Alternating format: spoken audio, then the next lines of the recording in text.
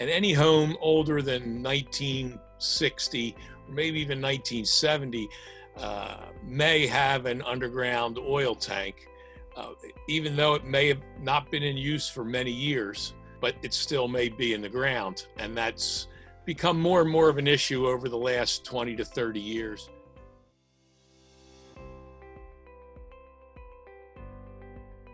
Ladies and gentlemen, today we welcome our expert of the day. And today we are continuing our Ask the Expert series with Dominick Berenato of Berenato Environmental Services. Dominick and I have known each other for many years, and he is an utmost professional and an expert in his fields. We've also worked together professionally for many years. He spent about 20 years in Ocean City, and now his offices are actually even closer in Atlantic City. Dominick comes to us highly recommended as an environmental specialist. He works with underground storage tanks.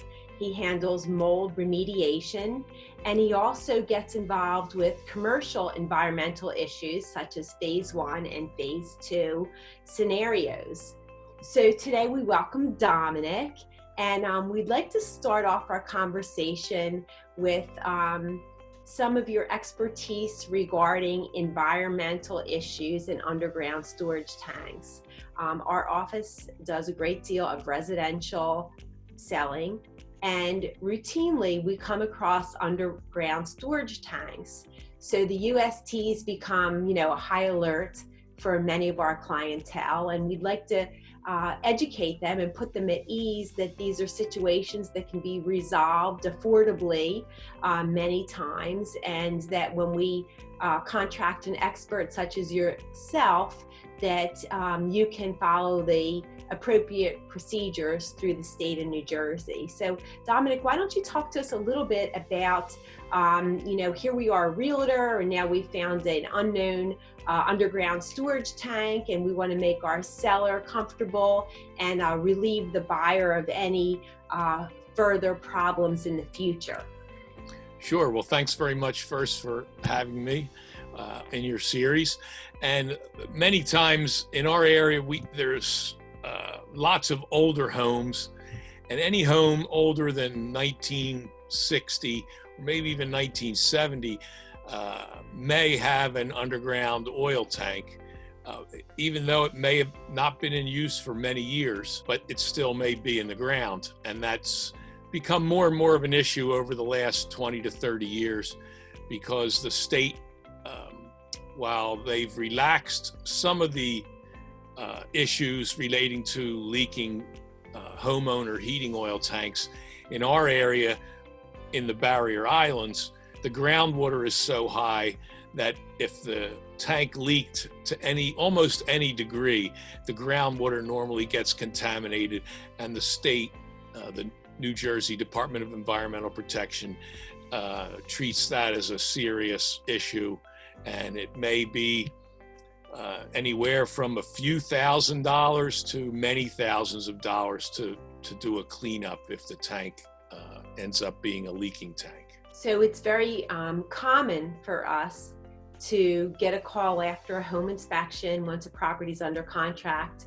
Our home inspector says that there's an underground storage tank on site, and I had no idea we had a tank on the property. And me being the seller is, why do I have to remove it? What's the reasoning for that? Can't we just leave it in the ground? Well, in most cases, the state law says if a tank's not been in use for more than a year, it should be closed, properly closed. And that's either complete removal from the ground or possibly abandoning it in place, which they both start out the same way. First, we find the tank, and maybe a home inspector suspects that there's a tank, and we'll go out and look for any traces of an underground tank, like the supply and return oil piping that would bring oil to a previous oil burner and then return what the burner didn't use back to the tank. We would look for a vent pipe or a fill pipe that might still be there. And like you said, many times people don't even, almost all cases now, the advice that we give people is to remove the tank from the ground.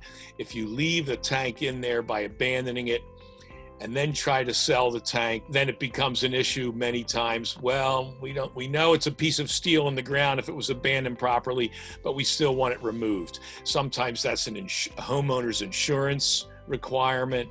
A mortgage company these days sometimes say we don't want to hear anything about underground tanks. So that's when it becomes the issue, and it has to be removed from the ground. And we start the procedure. We apply for a permit from the local town or city, call the underground utilities mark out dig number, and get especially the gas piping marked out. And once the permit's approved and the utilities have been marked out, then we can go. And sometimes it's a fairly easy procedure. We might have to remove concrete or some landscaping over the top of the tank, but then we dig down to the top of the tank, cut a big hole in it, clean it out completely, and then remove the tank from the ground. And hopefully that's the end of it. Once we test the ground under the tank, normally in 1 or 2 soil samples, if there's no visible holes in the tank, if the lab samples come back clean, that's the end of the problem. So I would think that if anybody has a home and they're speculating they could possibly have a tank on site, they should reach out to you and have an assessment. And then after, if you determine that there definitely is a tank on site, then I guess you give them an estimate for whether you abandon it in place, but most likely the total removal is the most advantageous option for the seller, because then they don't have to worry about it in the future. And is there a price range? Like, I know there's all different size tanks, but is there some kind of average price range or a rule of thumb that a seller can be mindful of, that this would be the cost factor to remove a tank? Normal residential tanks range from about 275 gallon in size up to about 1,000 gallons.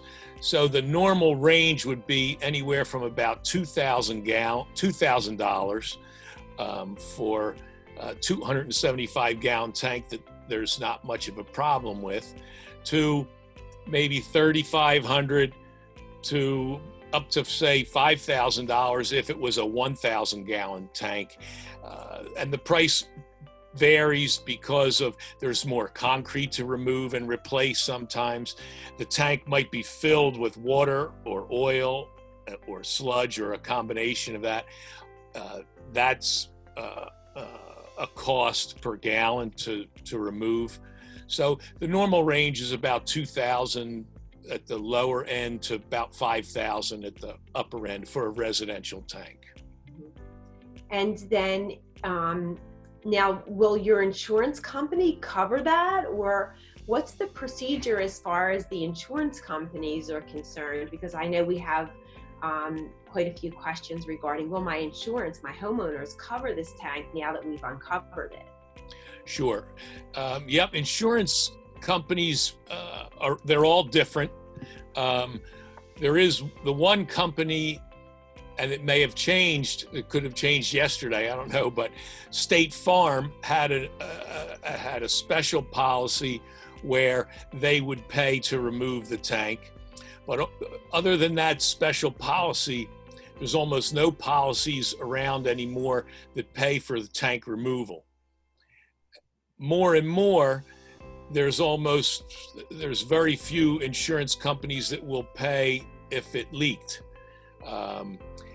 If you bought your house within the last 5 years, you probably have no insurance coverage at all for either removal or cleanup. If it were to be if you happen to buy a property with an old tank that you didn't discover during an inspection process, or maybe there was no inspection, it was purchased as is, or purchased from a relative where he said, oh, everything's fine. For whatever reason, if you bought it in the last 5 years plus or minus, there would be no homeowner's insurance that would cover a leaking tank. If you've had the house for, say, more than 10 years, there may be coverage that's either, you want to call it grandfathered or whatever, that if the groundwater is contaminated or your neighbor's property is contaminated by your leaking tank, then your liability insurance may pay for it. If it's your primary residence,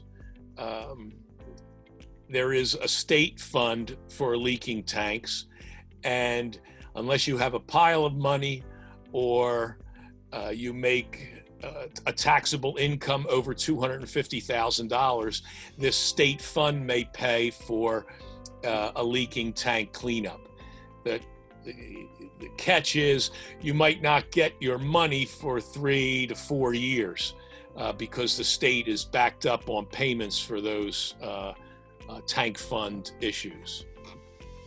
But at least if you apply and get that application, and you'll eventually get some type of reimbursement, which is huge. Correct. Yeah, you might probably, in most cases, it would pay for everything. Mm-hmm. Rare cases where if you had to remove a pool for a leaking tank, the state won't always give you 100% of your money to replace your pool. But for the standard things like driveway or landscaping or any of the other costs related to both tank removal and cleanup, the state fund will reimburse you. If it's an income property, the rules are a little more strict on whether you can be reimbursed by the fund, or if it's an estate, the rules are a little more strict. Very interesting. So once you discover that there's been some contamination, I know that there's a procedure to take soil borings. So what's normally, is there a turnaround time between taking the soil borings and then confirming that the tank now can be closed and certified and finalize the process? Sure. Normally, we always take for, say, a 275-gallon underground residential tank. If there were no holes, no apparent holes, if there was no apparent leakage visually, and you can test with a meter on site, but visually, you can see the change in our area in the sand from a nice gray sand to a black sand if it had oil in it, or oil smells. It's simply a test with your nose. You would smell the oil that may have leaked into the ground.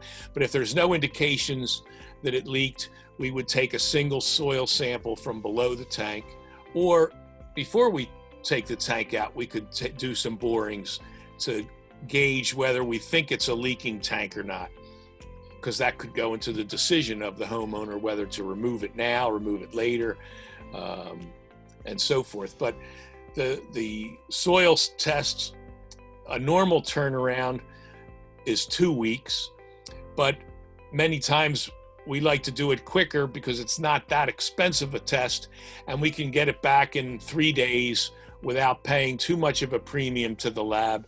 And then that speeds up the process of restoration, finishing up the repairs to the landscaping or the driveway or wherever the tank was buried. So 3 days to 2 weeks, you can get your soil samples back. And from there, you might have to also test the groundwater in our area. If there's any indication of a leak, we would also have to test the groundwater. So again, the sooner you have any evidence of a tank, you need to move forward and investigate, so that if you're getting ready to sell your property, that you can do it pretty much effortlessly.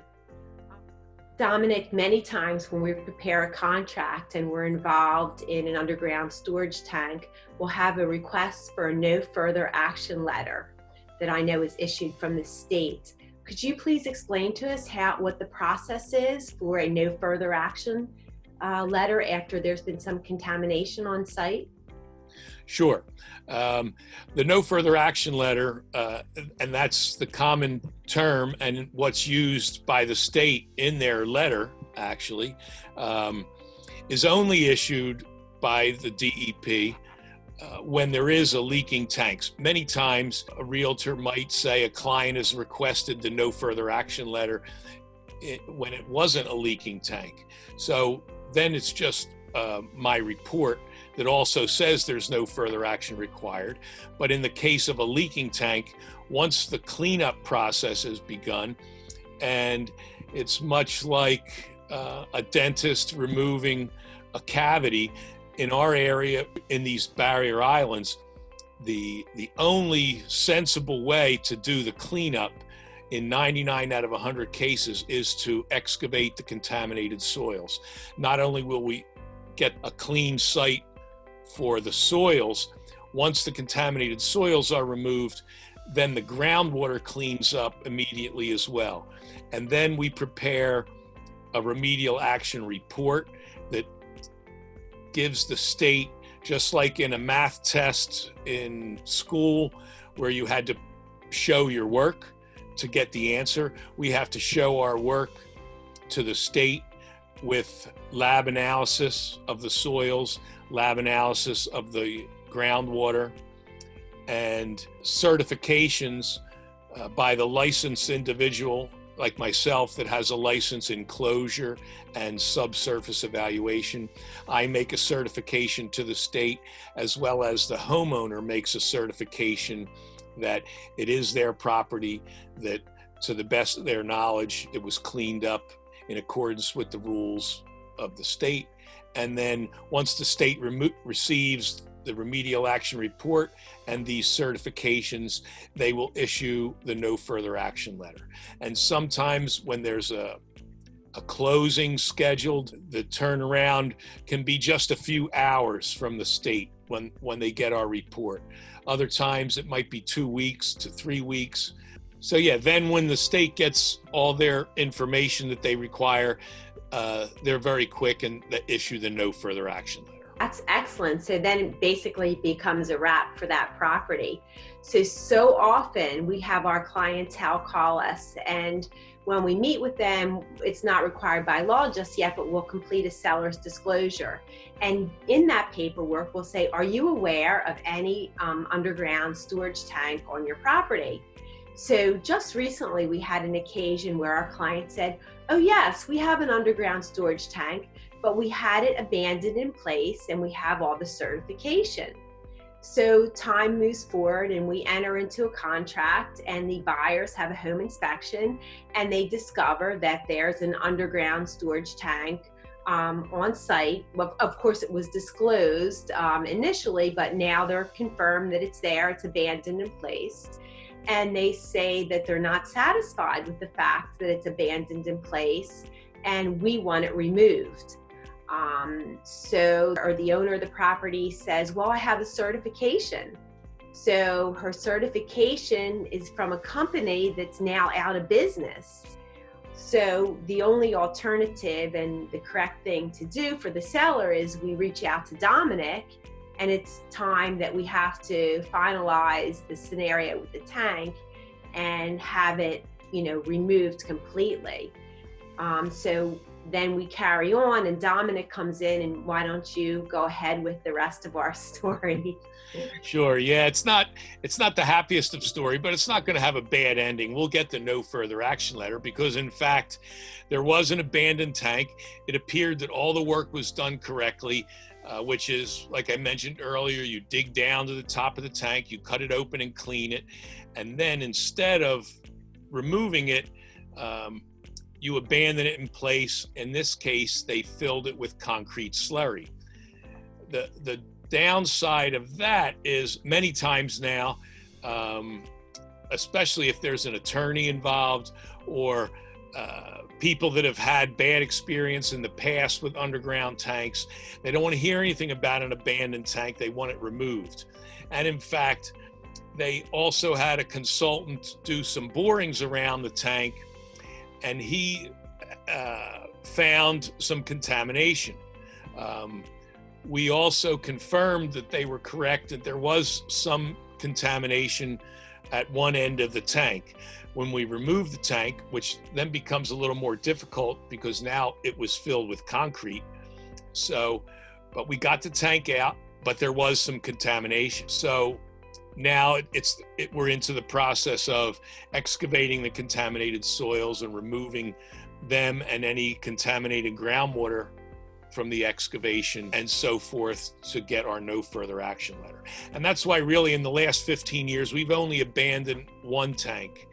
And that was because it was a 1,000-gallon tank, which was 10 feet long, and 6 to 7 feet were under an addition that was also, and it was also under a brand new bathroom with tile and marble and showers that were tiled, and it was a bank-owned property, and the bank refused to pay for all the work that needed to be done to remove the tank.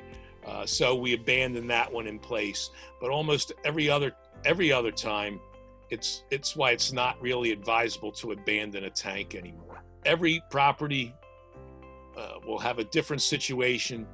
There's properties that have had a tank that failed, and the oil company buried another tank right next to it.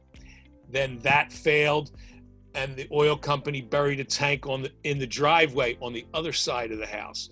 So tanks have had 2 and 3, and unfortunately one time 4 buried tanks on a very small property on one of the Barrier Island communities. So you never know what you're going to find. So it is a good idea both to look when you're buying a house and when you're selling a house. Be aware that it might it pays to look ahead of time then too, because then you don't have to negotiate an issue that maybe you could have resolved earlier in the process. On the little scenario we were just talking about, because of the fact that the oil contamination did enter into the water table, we tried to also get the insurance company to cover the cost of the expense for the seller, and Dominick was very prudent and diligent working with the seller to try to make that happen. Unfortunately, we couldn't, but then we also were able to connect through the state, and at some point, at least we have confirmation that the clientele will get reimbursement. So, you know, together we all worked to do everything we possibly could to keep our client whole and move the transaction, you know, comfortably to the new buyer. Right. Yes. So it will take a little while, but they should be reimbursed for every expense, both the tank removal costs as well. In this case, it was a little higher than the minimum because it was filled with concrete. You need a bigger machine. It takes longer to get the steel off of the concrete. UST fund will reimburse them for both the tank removal cost and the tank cleanup costs. I'm confident it'll be at 100%. So that's in 3 to 4 years, they'll get a nice check. Right. Well, it doesn't get better than 100%, nor the fact that, you know, Dominick Berenato Environmental Services is here with the solutions for these 3 significant environmental issues that can happen during any type of real estate transaction. So Dominick, we want to thank you very much. Super informative session, and we greatly appreciate you being our environmental expert today on our Ask the Expert series. Thank you. You're very welcome, and thanks again for having me. All right. Have a fantastic day. You too, Mary. Thank you everyone so much for tuning in to our Ask the Expert series. So if you have any questions, you know, you can reach out to us anytime. Please, if you have any questions or comments, note below. And of course, don't forget to subscribe and share. We're all about building relationships with you.